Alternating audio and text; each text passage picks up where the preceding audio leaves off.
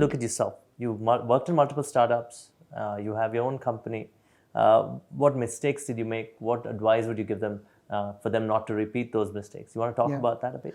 Actually, it's good to make mistakes. Your best learnings, when I look back at the startups that either I started or I worked at, the biggest learnings I've had are from my mistakes. Okay. You want to talk about them a bit? Sure, happy to. Let me give you my track record, right? I've total of worked at or started 5 startups. Bombed the first one, did really well on the second one. The third and fourth were both failures, and the fifth one is Enphase, and it's done pretty well. So the biggest advice I can give entrepreneurs is it's okay to fail. It's absolutely okay to fail.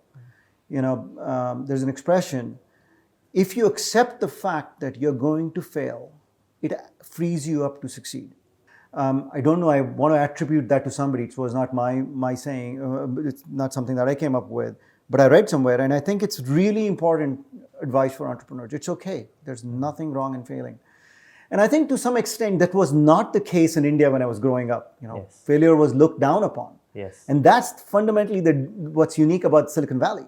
Silicon Valley is when you say you've failed a number of times, they look at you and going, wow, you're really experienced. Right? And that's incredibly valuable. And that's what leads to success. So couple of things that my advice to people, like I said, the first and foremost advice is it's okay to fail. Take risk. It's okay to take risk. The rewards are very high when you take high risks, and you want big rewards. You want to do things that are transformational, not something that is incremental. And the third thing is focus, right? You want to be very crystal clear in your mind what problem you're solving. Once you've figured out what problem you're solving, you can put incredible amount of energy behind that and you'll find a solution. Of course, you need a great team to go with that.